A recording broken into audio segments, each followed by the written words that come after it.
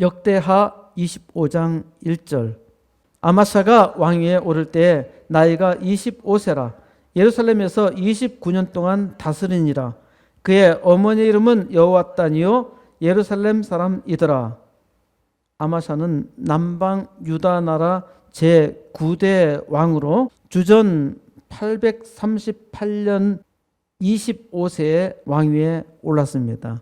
예루살렘에서 29년 동안 통치를 했습니다. 이때 북방 이스라엘 왕국의 왕은 요아스였습니다. 2절. 아마샤가 여호와께서 보시기에 정직하게 행하기는 하였으나 온전한 마음으로 행하지 아니하였더라. 아마샤 왕은 여호와 하나님께서 보시기에 정직하게 행하기는 하였습니다. 정직하게 행하는 것은 기본적인 자세입니다.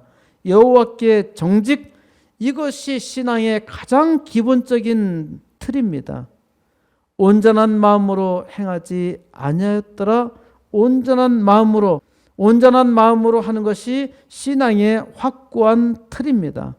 여호와께 정직과 온전한 마음, 세상에 이것보다 강력한 무기가 없습니다.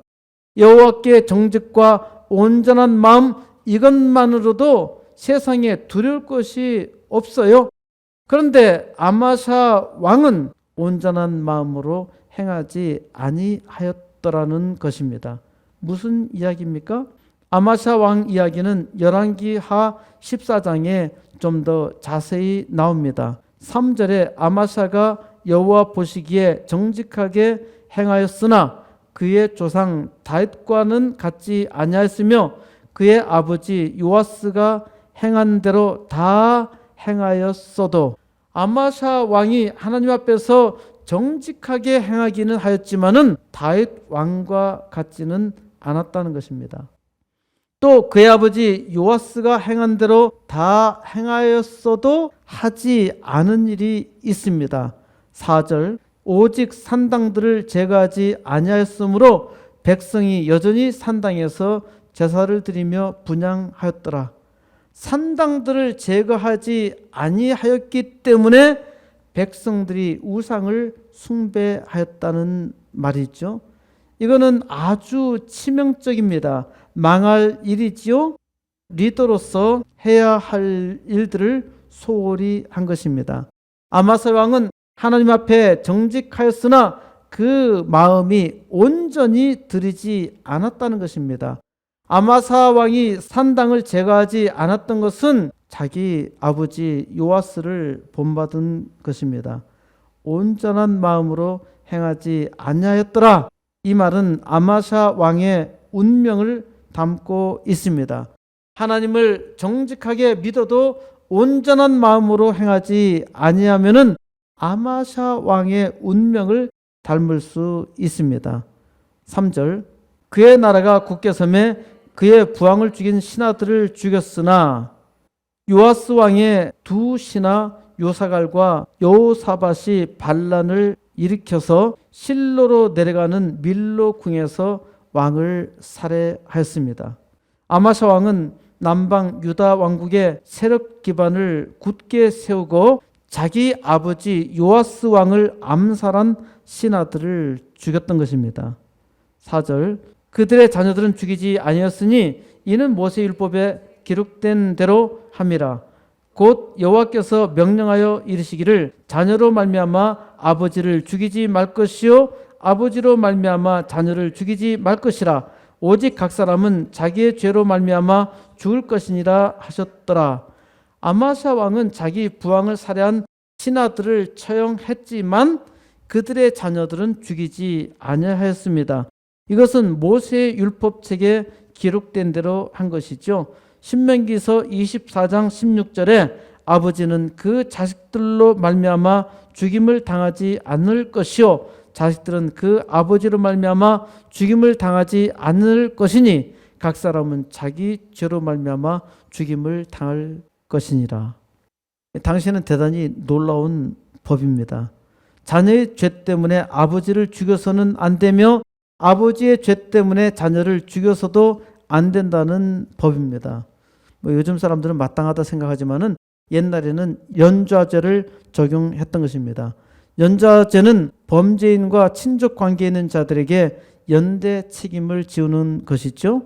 그러니까 아버지가 잘못하면은 가족을 죽일 뿐더러 사돈의 8촌을 넘어 구족까지 멸했습니다. 구족을 멸하라는 것이죠. 연좌제가 옛날에는 아주 자연스러운 법이었는데 이 말씀할 당시에는 이거는 혁명적인 법이었습니다. 우리나라에서 이 연좌제가 없어진 것은 1894년 갑오 개혁 이후의 일입니다. 북한은 지금도 연좌제를 적용하는 것을 넘어서서 5호 담당 감시 체제를 운영하고 있습니다. 우리나라는 헌법 제13조 3항에서 모든 국민은 자기의 행위가 아닌 친족의 행위로 인해 불이익한 처우를 받지 아니한다라고 규정되어 있습니다. 그러니까 오직 각 사람은 자기의 죄로 말미암아 죽을 것이니라. 이러한 법 자체가 현대 와서 서 있는 것 보면은 옛날에 이 법은 대단히 혁명적인 법이었다는 말씀이죠. 모든 사람은 각기 자기 죄에 대해서만 그 대가를 치러야 한다는 것입니다. 성경의 법이 놀랍지요. 아마샤 왕은 여호와의 말씀에 정직하게 순종하여서 당시의 관습에 따르지 않고 그들의 자녀를 죽이지 아니했던 것입니다. 5절 아마샤가 유다 사람들을 모으고 그 여러 족속을 따라 천부장들과 백부장을 세우되 유다와 베냐민을 함께 그리하고 20세 이상으로 계수하여 창과 방패를 잡고 능히 전장에 나아갈 만한 자 30만 명을 얻고 아마샤 왕은 소위 부국 강병의 정책을 시행합니다. 춘추 전국 시대로 전쟁의 소용돌이에 있던 중국을 처음으로 진나라가 통일하였고 그때 처음 황제로 즉위했기 때문에 진나라의 시황제다. 시는 처음입니다. 그래서 진시황이다 라고 말하죠. 진시황은 주전 247년에서 210년까지 살았던 사람인데 이 진시황이 9년제를 실시하여서 중앙 집권 체제로 직접 통치했던 것입니다. 아마샤 왕은 천부장들과 백부장들을 세워서 통치 체제를 확고하게 만들었으니까 진시황보다 400년 이전에 이 정책을 시행했던 것이죠. 20세 이상으로 30만 명의 군대를 조직했습니다. 이만하면 나라가 대단히 당시 고대 국가로서는 굉장히 강대한 국가의 면모를 자랑하고 있는 것입니다. 6절 또 은 100달란트로 이스라엘 나라에서 큰 용사 10만을 고용하였더니 이게 문제입니다. 지금 이 아마샤 왕은 남방 유다 왕국의 왕이잖아요. 그런데 이스라엘 나라에서 큰 용사 10만 명을 고용했습니다. 남방 유다 왕국을 아주 강대하게 만드는 전략은 좋았습니다만은 은 100달란트로 북방 이스라엘 왕국에서 큰 용사 10만을 고용하였습니다. 그러니까 은 100달란트로 이스라엘 용병 부대 10만을 만들었다는 말입니다. 7절 어떤 하나님의 사람이 아마샤에게 나와서 이르되 왕이여 이스라엘 군대를 왕과 함께 가게 하지 마옵소서. 여호와께서는 이스라엘 곧 온 에브라임 자손과 함께 하지 아니하시나니. 어떤 하나님의 사람이 와서 아마샤 왕에게 말합니다. 왕이여 이스라엘 군대를 왕과 함께 가게 하지 마옵소서. 하나님의 사람이 누구인지는 모릅니다. 그런데 이 하나님의 사람이 아마샤 왕에게 이스라엘 용병을 쓰지 말라는 겁니다. 왜 쓰지 말라고 했을까요? 하나님께서는 이스라엘 곧 온 에브라임의 자손과 함께 하지 아니하신다는 말씀입니다. 곧 하나님께서는 이스라엘 군대를 원하지 않는다는 거예요. 1897년 고종은 대한제국으로 조선의 국명을 바꾸었지요. 황제로 등극했습니다. 우리나라도 서구 열강처럼 제국주의의 면모로 세계의 문호를 열고 크게 해보자는 겁니다. 그런데 우리는 스스로 힘을 키우지 못하고 서로 죽도록 싸웠어요.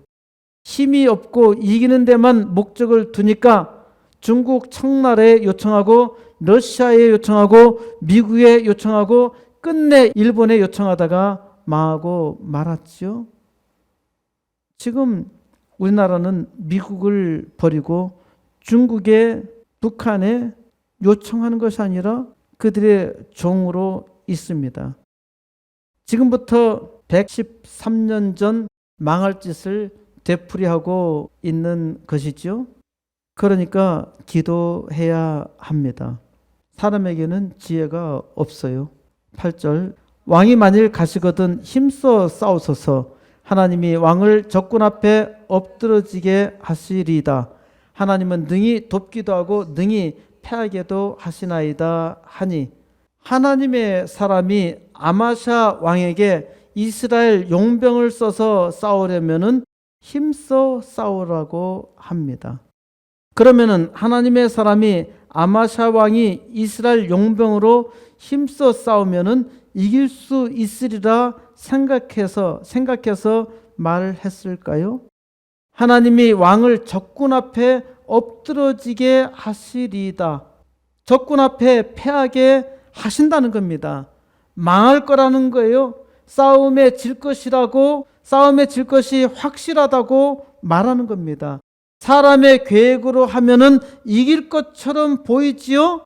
하나님의 사람은 반드시 실패합니다. 하나님을 믿지 아니하고 하나님을 의지하지 아니하면은 실패합니다. 하나님은 능히 돕기도 하시고 능히 패하게도 하십니다. 하나님은 능히 도우시는 분입니다. 하나님의 뜻이 아니라면은 반드시 패합니다. 9절, 아마사가 하나님의 사람에게 이르되 내가 100달란트를 이스라엘 군대에게 주었으니 그러나 어찌할까? 하나님의 사람이 말하되 여호와께서 능히 이보다 많은 것을 왕에게 주실 수 있나이다 하니라. 아마샤 왕이 하나님의 사람에게 말합니다. 내가 100달란트를 이스라엘 군대에게 줬는데 내가 이제 어쩌란 말이냐? 아마샤 왕이 이스라엘 용병의 대가로 이미 은 100달란트를 주었다는 겁니다. 그러나 어찌할까? 돈을 이미 다 지불했으니까 이제는 어쩔 수 없이 이들을 돈 주고 샀으니까 얘들과 함께 가야 한다는 말입니다. 이게 사람의 생각이에요. 이게 실패하는 전략이란 말입니다.